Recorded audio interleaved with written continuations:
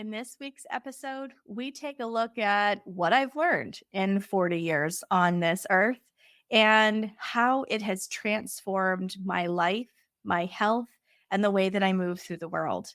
There are so many things that we gain with the wisdom of age, and one really beautiful takeaway is I love who I am. And it's taken me a long time to get here. The more I love who I am, the healthier I become. I know that sounds crazy, but it's really true. Join me this week as we take a look at how that wisdom and age play out in your health and just what I've learned over the last 40 years. Hi, I'm Adrienne Irizarry. I'm an Eastern medicine practitioner who is passionate about women's health and helping women live their best lives. My goal is to put you in the driver's seat of your health, offering period solutions for a symptom-free life. Statements made in this program are for educational purposes only and not intended as a substitution for medical consultation or advice. We do not claim to diagnose, treat, or cure any diseases. This podcast is inclusive and welcomes all gender identities. The focus of the program is on biological function, and we will use the term women throughout, but it is referencing physiological and social challenges for biology, not identity. Come as you are, I am happy you're here and welcome all performances of identity. I hope you find something helpful in this show.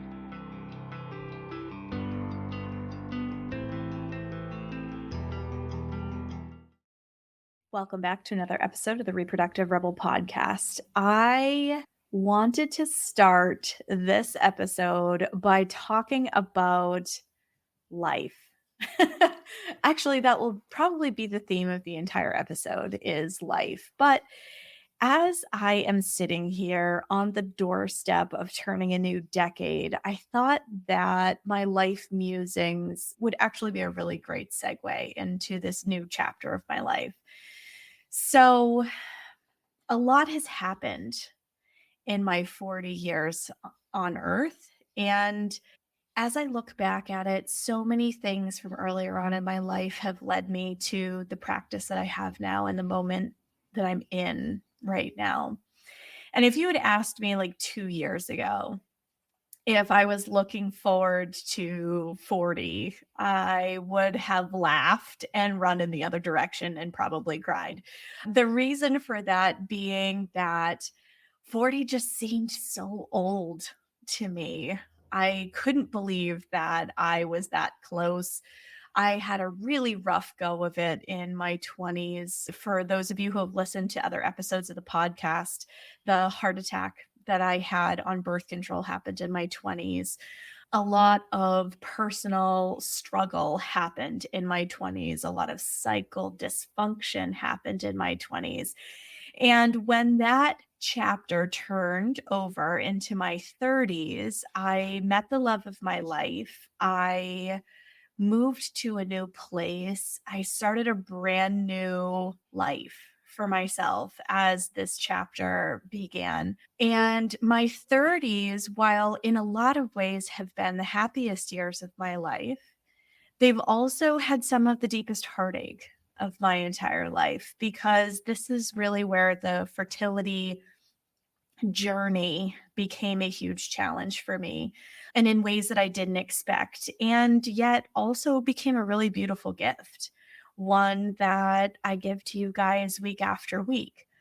So I thought that even though this episode will be short and sweet, I thought that this would be a really great opportunity to reflect on where I've come, where I'm going, how I've gotten here, and the wisdom that I've picked up along the way. So, my 20s, I was just surviving, or at least that's how I felt at the time. I was just surviving. And those I thought were supposed to be the years of my life where I was thriving. And really, I wasn't. I wasn't from a physical standpoint. I wasn't from an emotional standpoint. And as I look back on it, I realized that one of the things that made me so sick Now, yes, I was dealing with undiagnosed celiac. I was diagnosed midway through my 20s. I had been in a couple of very unhealthy relationships. Like there was just a whole bunch of things that happened in my 20s that really truly made me feel like I was just surviving. But a lot of what made me feel that way also was feeling like I needed to please everyone around me. I needed to be perfect. I needed to look flawless. I had to be the best at everything. I had to work really hard to prove myself, right? So, if you think about some of the words that I'm using, I had to work hard. I had to be flawless, right? How many of us really feel like that on a regular basis? Or we look back at the younger years of our life and go, I really gave way too much of a shit what anybody thought. I know that I'm raising my hand as I'm recording this. And I know just from talking with women in my practice that so many of us fall victim to the needing to prove that we're worthy, needing to have our voice heard, needing to feel seen, right? All of these things are important, but we do it at the expense of our health. And I'm no exception to that. I used to work hard. I was raised in a French Catholic family where working hard was literally part of our DNA fabric. And I had to just prove that I was worthy. And I did this, or at least at the time, I thought I had to do this by being the hardest worker in the room. And as I've gotten older, I realized that work can look a lot of different ways, and it doesn't have to look like burning the candle at both ends. It doesn't have to look like, and it shouldn't look like, working beyond your capacity. I didn't know anything in my 20s about how to work with my cycle, and that I had certain parts of the month where I was going to be gifted with superhuman capabilities, but I was going to have parts of the month that I was going to feel tired. And all of those things were normal. I didn't know that at the time. And honestly, I saw it as a weakness because being able to maintain the same pace as my male counterparts became physically a challenge. And the harder I tried to swim against the stream, the harder I tried to work like a man and prove that I could do everything a man can do because I can do everything a man can do, right? I still believe that I can. I just believe that it happens in a different way now than I used to. So the more I tried to be something that didn't truly align with who I was, the sicker I became. The worse my digestion was, the worse my sleep was, the worse my cycle was. How many of you resonate with that? You think that you have to keep up appearances. You think you have to act a certain way, be a certain way, walk, talk a certain way, do your makeup a certain way, right? We all have these preconceived notions because of the contexts we grew up in of what things quote unquote should be or what we should do, right? But a lot of times we do these things at the sacrifice of ourselves. Because if we really slowed down and we checked in with our intuition or with that gut knowing, whatever you want to call it, and you go, does this feel good to me? 9 times out of 10, the answer is going to be no. I can think back to my 20s and remember vividly moments that my gut bells were going off and going, girl, don't do it. Walk away. I can think of several moments and I remember them as clear as if they happened yesterday because there was such a physical response to no, don't do that. And yet my brain, my small little ego mind, tried to convince me that it knew better than my body wisdom did. And you know what? I believed that jerk for a lot of my 20s. And when I stopped listening to that ego mind a little bit, now I didn't completely learn how to release the reins until more recently, but when I started to take a breath and give myself some pause and be like, does this feel good to me or does this not feel good to me? I found that things weren't as difficult and my body didn't feel like it was working as so hard in an uncomfortable way. And as I started being more expressive and not hiding my voice and not dimming my light for the comfort of other people, I am not perfect. I never claim to be perfect. I will never be perfect. I am perfectly imperfect. That is what it means to be human. We are not perfect. This misconception that perfection is achievable is bullshit. And I really truly believed in my 20s that I could be perfect, that I needed to be perfect in order to be lovable, in order to be worthy, in order to be accomplished. Needing to prove myself and prove my worth was such a big theme of my 20s. And I spent so many years of my life sick because of it. In my 30s, like I mentioned, I met the love of my life and things really changed. My 30s were the happiest years I had. They were the healthiest years I had. And as I went from 30 to 33, my perception of working hard, and what was important began to shift.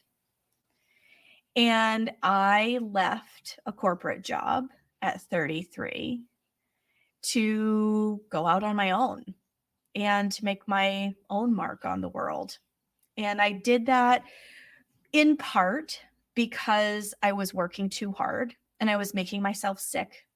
And we had several miscarriages at that point because I was working beyond the limits of my cycle. Okay, so my Saturn return at 30 brought about a new start in a new location. It was a new decade, a new location, a new relationship. Like so many things came into right relationship at 30. But I hadn't quite gotten out of that corporate America, you're supposed to live in spring and summer energy all the time narrative. And so, because I hadn't learned how to step outside of that box yet, the first, I would say, 2 or 3 years of my 30s, I was still on the sicker side of things. Like my health had improved quite a lot, my cycle had improved quite a lot. I was having like normal cycles, and I say normal in quotes because they were more regular. I was supporting and caring for myself differently. And I was still trying to work with female hormones as if I had male hormones because I didn't know what I didn't know. Right. So, the journey that I'm on now, right, this practice that I am so grateful to be working in every single day and the people that I support every single day really was birthed at 33. I walked out of a corporate job that was literally killing me. There was no compassion whatsoever for the fact that I was quite unwell as a result of their expectations for me to work 70 hours a week. I was having issues carrying. So we'd had several miscarriages at that point. We had started the Western fertility intervention journey at that point. And I realized that I needed to rest. Now, when I say rest, I laugh as I say this because for the first 6 months, after I walked out of that very high stress, high demand job, I paced my house. I had no idea just how stressed out I had been. I paced in my house because I had so much energy. pent up in my body. I didn't know what to do with it. I felt like it needed to be constantly in motion. And I felt guilt around not constantly being in motion. I literally had to detox my system in order to start feeling like a normal human again.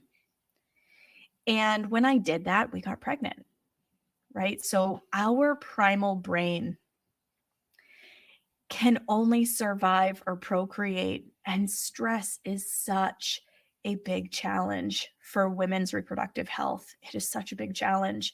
I not only sit here and say this as a practitioner, I sit here and say this as a woman who has literally dealt with it firsthand.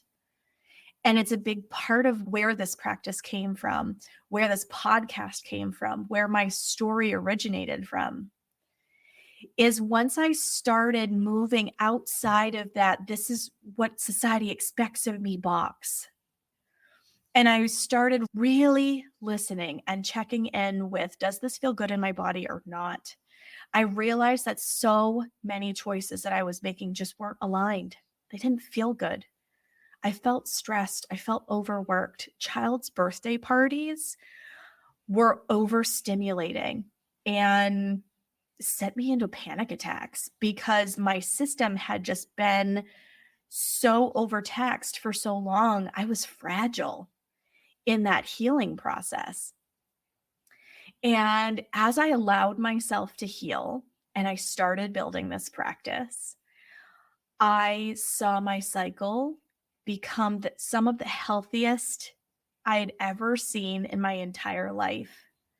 I started having more energy. I started feeling more present with my family.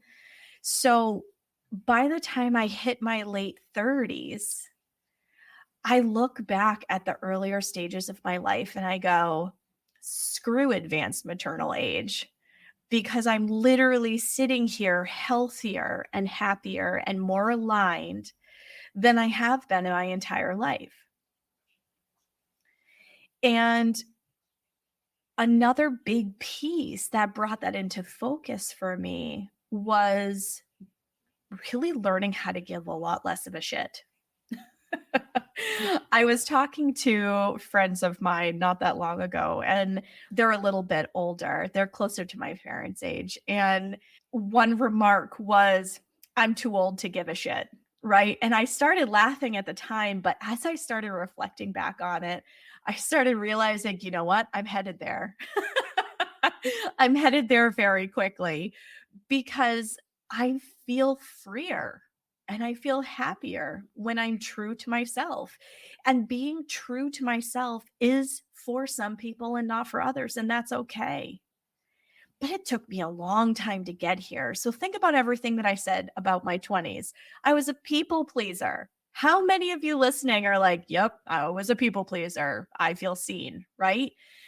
As women, we have a lot of these themes in our culture that we have to constantly live in spring and summer producing energy. We have to work as hard as our male counterparts. I know I've said this in a previous episode, but one really transformational moment in my life was my first professional job after I got my bachelor's degree, just as I was thinking about whether I was going to go for my master's or not. And I was working in a marketing department, and an assistant vice president in that marketing department came over to me and put something I had written, because I started as a copywriter, put something I had written on my desk and said, if you want to be successful as a woman, you think, you believe, you know, you never feel. And then she disappeared. Well, it took me a long time looking at this piece of paper for me to figure out what the heck she was talking about. I read it through. It was grammatically correct. It made sense. I read it out loud, right? Thinking that I had missed a proofreading error. And all of a sudden, the word feel jumped off the page at me. I had written this short article in a feminine voice, not in a masculine one. And that moment changed how I moved through the world for over a decade. because I thought in order to be successful, based on this feedback I had gotten from this woman that I had a lot of respect for, that I had to think, believe, and know. Those are all very masculine words. I wasn't allowed to feel. And as a highly sensitive, empathic person, that was really hard. And I spent a lot of my 20s feeling like damaged goods, like there was something wrong with me because I felt everything. I didn't know anything about being an empath at the time. I had no idea that the reason my emotions changed so often was because I was picking up on everyone around me. It took me a long time to figure that out. I was so grateful when somebody finally pulled the curtain back around that because it made me feel significantly less crazy. But that had an impact on my health because I felt like in order to be successful, I had to move through the world in a masculine energy kind of way. And God knows I tried. And I pushed myself and made myself sicker. And the face that I presented to the world was the one that I was told the world needed me to be, not the one that was aligned and true to who I was. Sure. Did you get to see parts of it? Yes, because I'm not a fake person. I've never been a fake person. I laugh from my toes. I had a boss once that used to say, "Oh, well, I know Adrian's in the building," because he could hear me laughing from downstairs, right? So I've always been authentic, but there was always this guarded element to it because I never truly felt like vulnerability and authenticity could go together. And that's one gift that age has given me is the wisdom to see that vulnerability is actually an act of courage and strength. And it is not a weakness, although that statement from that executive made me feel like it was. And I internalized that. And for over a decade, I tried very hard to align with that because I wanted to be successful. And I realized that success, quote unquote, was coming at a cost, my mental and emotional health.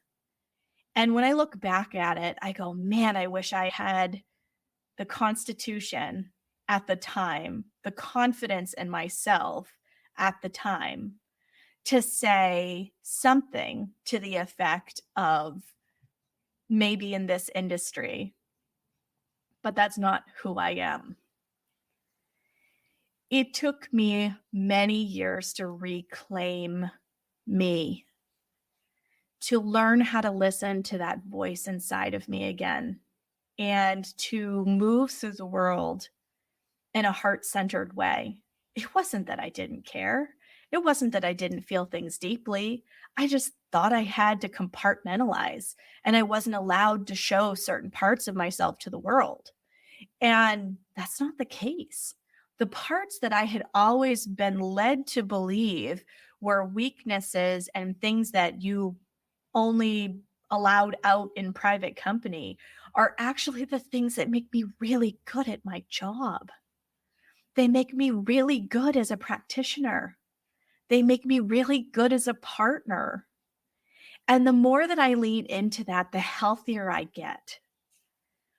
And so I share all of these reflections because there are so many women that come through my practice that make statements like this and go, man, if I had only known this in my 20s, or if I had cared a little less when I was younger, I would have been happier or healthier or embraced fill in the blank opportunity that presented itself. But I felt like that wasn't going to work because, it made my heart happy, but was it going to pay the bills? Right. Like I walked out of high school into that generation of people who were told you had to go to college in order to be successful and you had to essentially work like a man in order to be successful.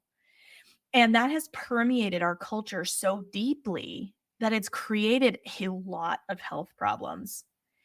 And the older I get, the more I realize that I really don't care what other people think of me because I am real and I feel everything deeply. And when I hold your hand and say, I see you, you can feel that I really truly mean it. I have walked through all of the fire that I have walked through in order to help you live your best life. I had a hard time to see those gifts for a little while. And by the time I hit my late 30s, I realized that in order to be well adjusted mentally, emotionally, physically, I had to start sharing what was on my heart. And my father said to me a few years ago, well, you've gotten really outspoken in your old age. And I laughed and I just looked at him and I was like, yeah, and I'm healthier now too. Thanks for noticing. And he didn't say anything else. I realized in that moment when he said it that other people were noticing that I was a lot more candid than I used to be, that I was expressing myself in a much more authentic way, and that it was having a positive impact on my health. And I've always been a very spiritual person. So here's the other part of 40 for me. I've always been a deeply spiritual person.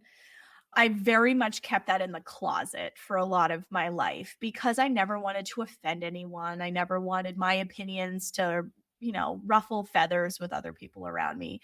But I realized that, especially as I stepped onto this journey as a holistic practitioner, that spiritual, emotional, and physical health and the holistic perspective is not just lip service, or it shouldn't just be lip service.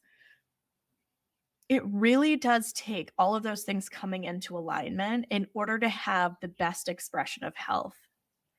And so last season, if you've been following the show for a while, we started talking a lot more about emotions.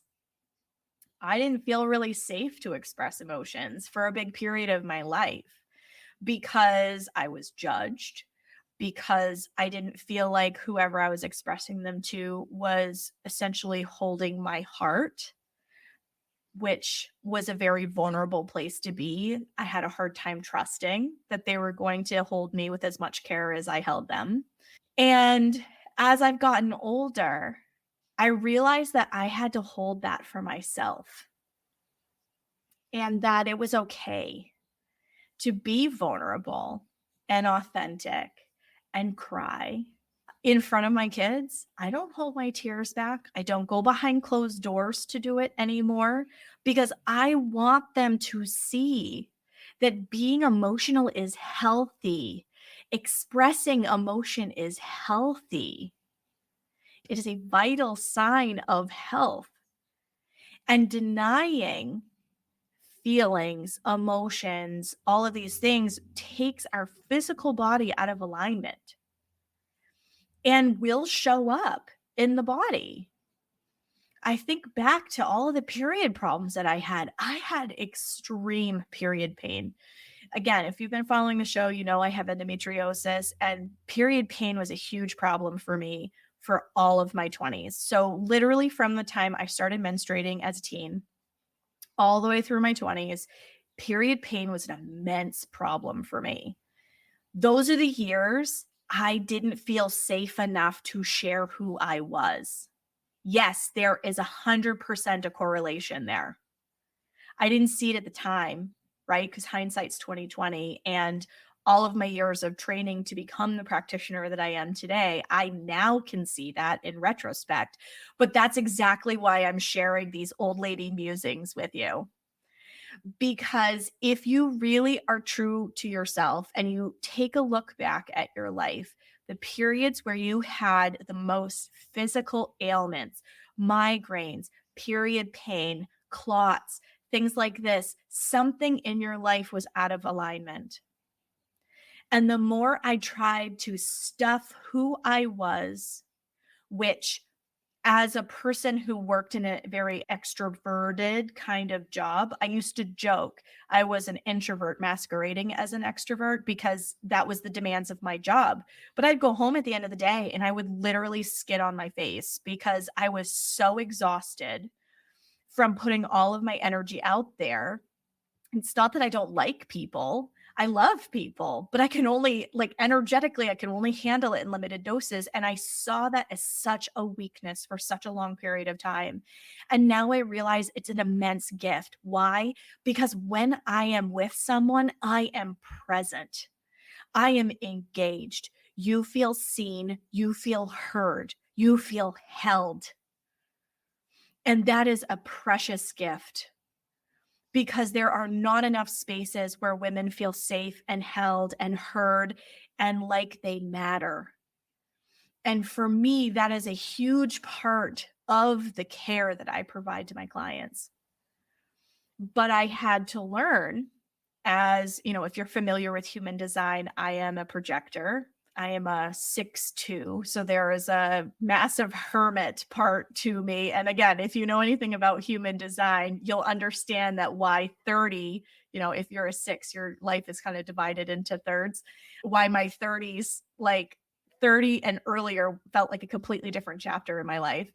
But all of that journey taught me what I needed to know right now in this moment to be able to show up and help clients, see clients, hold space for clients in the way that I can now. So there are always going to be parts of ourselves that we take a look at, and something in our environment says that it's not good or it's bad. Maybe it's a physical thing. Maybe it's the energy that we move through the world with, like me being an introvert. I felt like being an introvert was a kiss of death for such a long period of time because our world is geared for extroverts. And I realized that once I really truly honored the fact that my stamina was different, and that wasn't a bad thing, it was just who I was.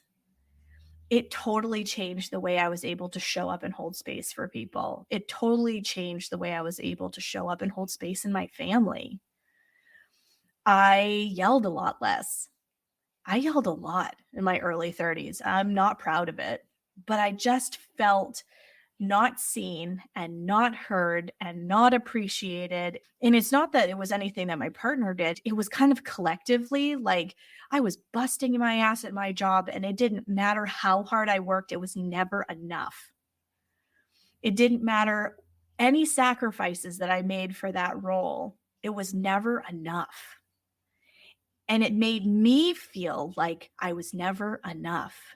So it was bigger. It was situational, where so many aspects of my professional life really made me feel like I just wasn't enough. And so much of my feelings of self-worth were wrapped up in that. And I think that's been one of the absolutely most beautiful gifts of older age, is that I don't see them this connected in the same way that I once did. I have value, I have worth. I bring all of those things to the table. And as long as I show up in a heart centered way every single day, you can't go wrong.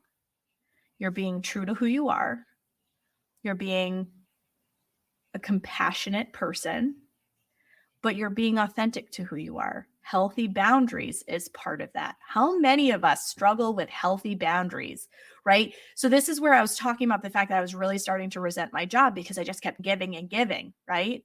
I didn't hold healthy boundaries. I didn't know how to. That's a beautiful gift that age has given me. I know how to hold healthy boundaries. I know what feels good in my body and what doesn't. I know where my limits are so that I can say with love and compassion, I don't have energy for this today. If you ask my kids, I've become notorious for saying that is a tomorrow problem. And it's because I recognize my limits now and I try very hard not to push beyond them. I am a worker. It is part of my DNA. It is hard for me to slow down and smell the roses. And yet, the more I do it, the healthier I get. I am healthier sitting here on the doorstep of my 40th birthday than I've been in my entire life. I'm happier with who I am. I'm happier in my life. My health is the best that it's ever been because I'm not denying who I am anymore. I'm not trying to suppress who I am anymore. And man, isn't that freeing? You feel so free when you just are who you are and accept that you are for some people and you're not for others. And that's okay because your energy will attract who you're supposed to be with, be around, work with, etc. I have learned to trust fall, which man, wasn't that hard for me. But my late 30s, this is a skill that I have actually gotten pretty good at, and I'm proud of myself for that. It's hard to trust. And this is where the spiritual side of my life has really stepped forward is I've learned to trust that if I surrender, what's meant to happen is going to happen.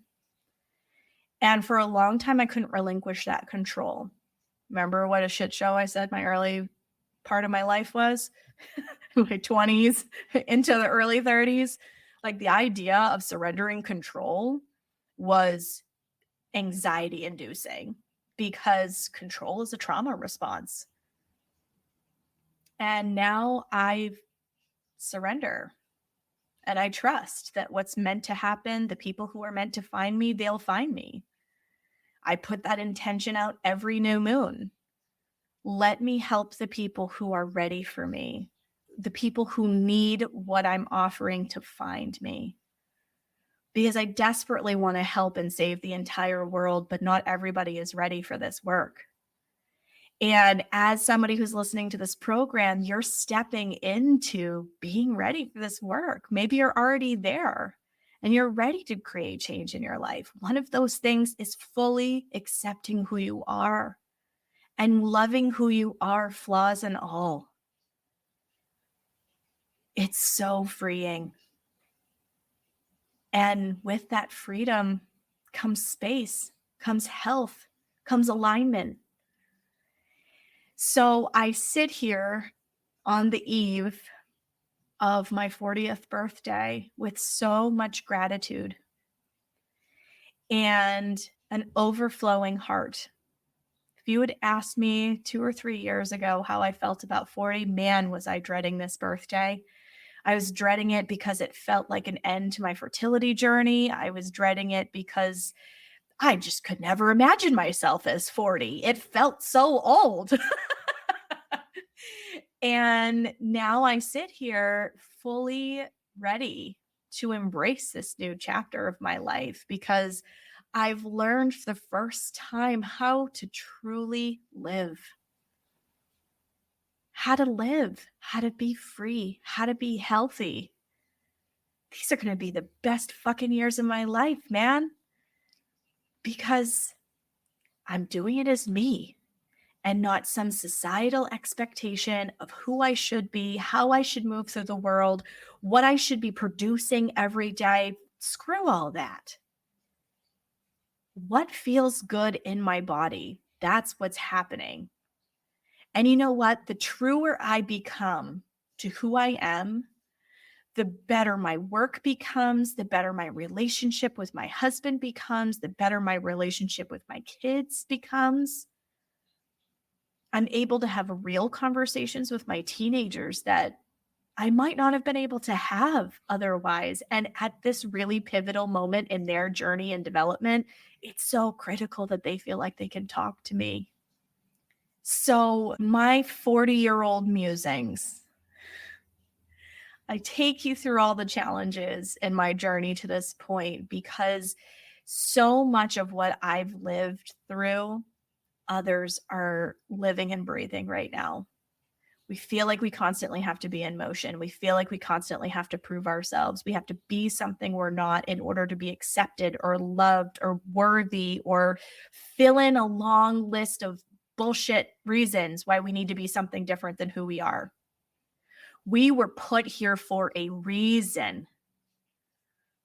Regardless of what you believe in terms of a spiritual system or what you use as a label to define your spiritual life, it doesn't matter. We were put here for a reason. We have gifts that we are called to share with the world.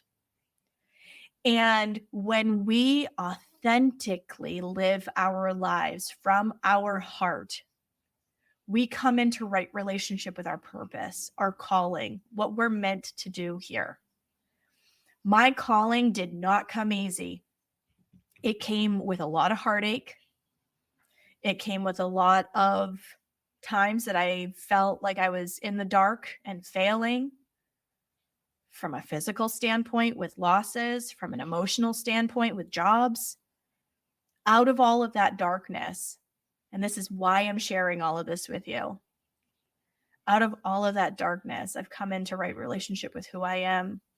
And that has brought about a level of health in my body that I never knew I could achieve. So this is why I sit here on the eve of my 40s, so incredibly grateful to bring you things like Cycle Productivity Secrets to teach you how to work in alignment with your cycle, to bring you things like the Holistic Women's Health Program, so that other people who want to practice the way that I do can bring this gift out into the world themselves. Everything that I create and I offer in one-on-one and teaching and small group sessions and all of these things is because I truly, in my heart, want to make the world a better place. And I want everything that I have been through, learned, done, suffered through to be transformed into a gift that others can take out into the world for the betterment of themselves and other people around them. That is what I was put here to do. So the 40s are going to be amazing. They're going to be the best years of my life. And as I take a step into my 40s and one step closer to my next 7-year transition, because in traditional Chinese medicine, if you were following last season, episodes 3 through 7, we walked through the phases of the cycle, and then we walked through the phases of life, right? Every 7 years, women's bodies make transitions. And I am on the doorstep of another one of those transitions at 42. And I do not fear menopause because I have learned how to find my authentic voice, how to take care of myself, and truly live in a heart-centered way. Menopause doesn't have to be scary. It doesn't have to be this big, bad, ugly at the end of the journey or at the end of the story, or it doesn't even have to be the end. In Chinese medicine, they actually call it coming into second spring because it is a new beginning where you transition from your fertile, life-giving years into breathing life into your years. It's a beginning. And I'm so excited to see what it brings me. So thank you for joining me this week and listening to my old lady musings, because the last 10 years have been some of the most transformational of my life. They've helped me get in touch with who I am. This practice was born, and I'm so excited to be here recording this episode, recording this program, offering you meaningful courses to help you transform your life in the ways that you want. I'm so grateful that you are here and part of this journey with me. Thank you for joining me for another episode of Reproductive Rebel. Reproductive Rebel is recorded by certified peri-steam hydrotherapist and acutonics practitioner, herbalist, and Chinese nutritional therapist Adrian Irizarry of Moon Essence LLC. If you are interested in setting up an appointment for one-on-one support, ordering from our store, or checking out our course offerings, visit our website at moonessence.life. Be sure to subscribe to our newsletter and get insider information on upcoming events and offerings. Join the conversation. Like and follow us at Moon Essence Me on Instagram, Facebook, or LinkedIn. Your voices make this program possible. Thank you all for your continued support.